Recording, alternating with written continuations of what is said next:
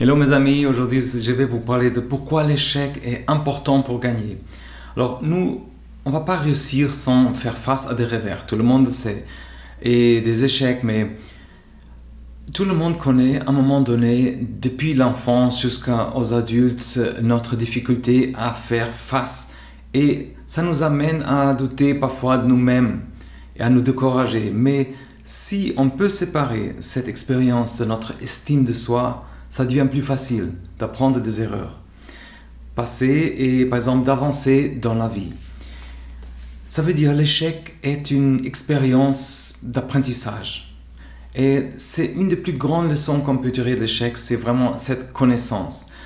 Si on comprend ce qui n'a pas fonctionné et ça nous offre des nouvelles perspectives pour réussir par exemple, qui n'étaient pas visibles avant et même compréhensibles, ça veut dire ça va nous ouvrir des nouvelles opportunités.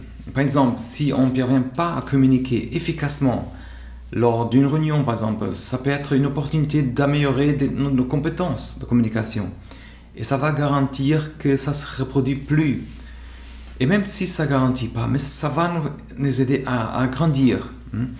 Et si on ne parvient pas, par exemple, à réaliser les projets comme prévu, c'est pas grave. On peut affiner notre approche et développer des stratégies plus solide à l'avenir. L'échec est vraiment important. C'est essentiel au succès pour une raison aussi. Parce qu'il nous enseigne la résilience. Quelle que soit la situation, la vie présente toujours des obstacles qu'on doit surmonter, c'est clair, pour le succès. Apprendre à gérer ces obstacles, c'est vraiment important, essentiel sur le plan professionnel et personnel. Ça nous aide à renforcer notre confiance et notre persévérance face aux défis. Alors, notre chemin nous apprend à devenir plus flexible aussi. Il ne faut pas oublier que tous les hauts et les bas de la vie sont une partie de notre chemin. Et c'est normal, ça veut dire c'est naturel. Et il ne faut pas se décourager si quelque chose ne se passe pas comme prévu. Ni aujourd'hui, ni à l'avenir. Il faut persister. Et ça y est. Et je vous garantis, ça va finir par payer. C'est pourquoi l'apprentissage est si important. Si par exemple certaines personnes craignent d'accepter un échec, qui n'encouragent pas l'environnement, ça veut dire ça peut pas être paresseux, mais c'est pas ça. Les personnes qui expérimentent ont plus de chances de réussir à long terme. Alors il ne faut pas être timide ou intimidé de partager les idées et avec des autres essayer de ce nouveau projet. On ne sait jamais dans quoi ça peut changer notre vie. Alors j'ai beaucoup d'exemples comme ça. L'échec, c'est vraiment comme une confrontation avec la réalité. L'échec nous offre cette opportunité super importante de prendre un recul et d'envisager par exemple les choses sur un autre angle, comme si quelque chose qu'on ne voyait pas avant. Et ça nous donne un aperçu d'une situation aussi dans l'ensemble. Et ça nous aide par exemple à prendre des décisions plus judicieuses et dans nos projets par exemple. Les échecs enseignent aussi ces leçons.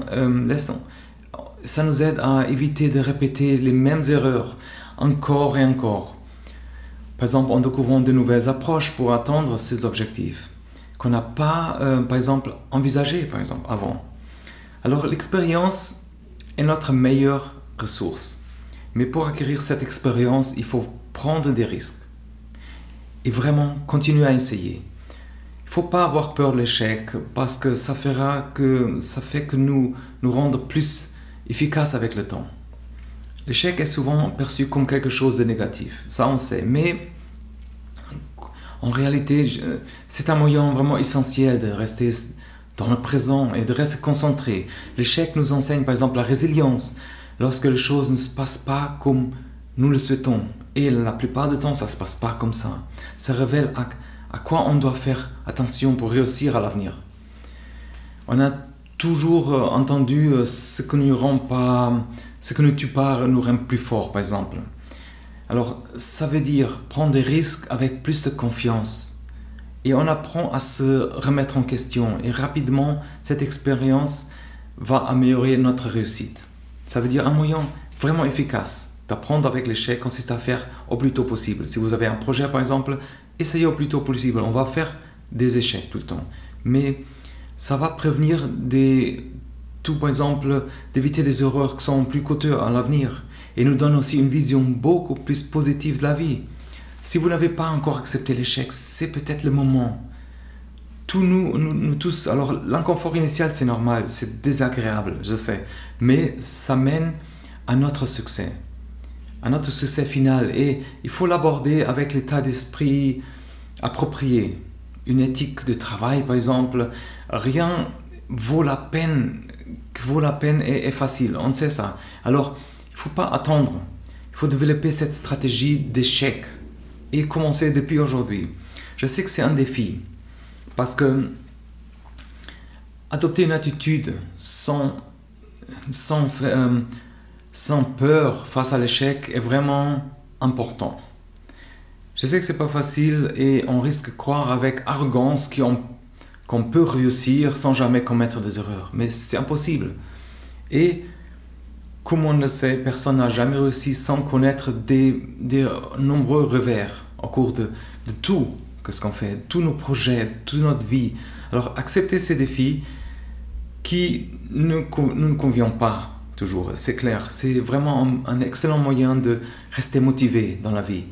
Et relever ces défis qui pourraient ne pas révéler en notre faveur, nous permettre par exemple d'avancer et de persévérer.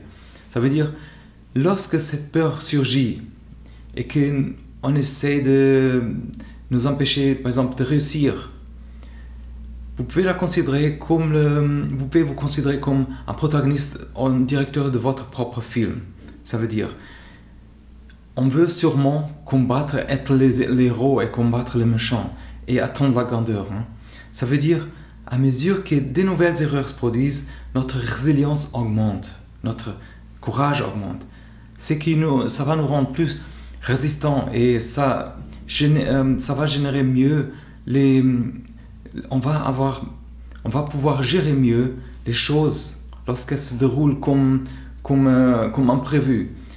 Même certaines personnes qui sont vraiment qui ont beaucoup de réussite ont échoué et échouent tous les jours. Ça veut dire, même avec des petits trucs parfois, quand on ne pense pas ça, c'est pas un échec, mais pour la personne c'est un échec. Ça veut dire des petits trucs, ça veut dire tout le monde pense à peu près la même chose. Et on a peur de l'échec, on se laisse intimider parfois, mais au fur et à mesure qu'on rencontre ces revers et des échecs, on va découvrir comment réévaluer notre approche, ou changer de stratégie par exemple. Il faut pas hésiter de chercher aussi de l'aide autour de nous, par exemple, pour donner des idées, pour nous soutenir. Et ça nous donne aussi des idées, des choses qu'on n'a jamais pensé avant. Ça veut dire que c'est vraiment important qu'on considère l'échec comme un défi et que nous devons relever ces défis.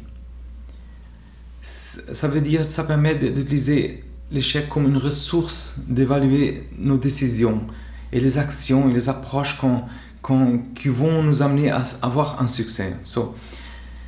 Comme je disais avant, c'est difficile d'accepter par exemple l'échec comme un défi.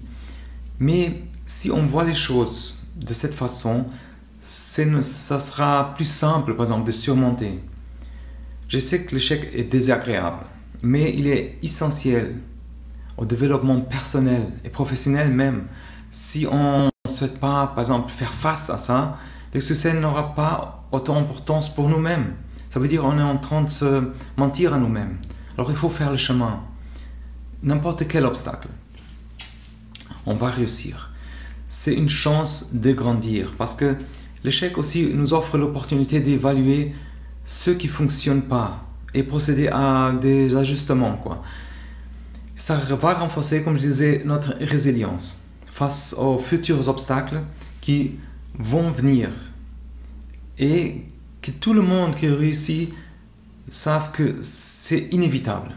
Ça va nous aider à développer une certaine gratitude pour tout ce qu'on a déjà réussi, à comprendre à quel point la gratitude est vraiment importante, essentielle pour notre réussite.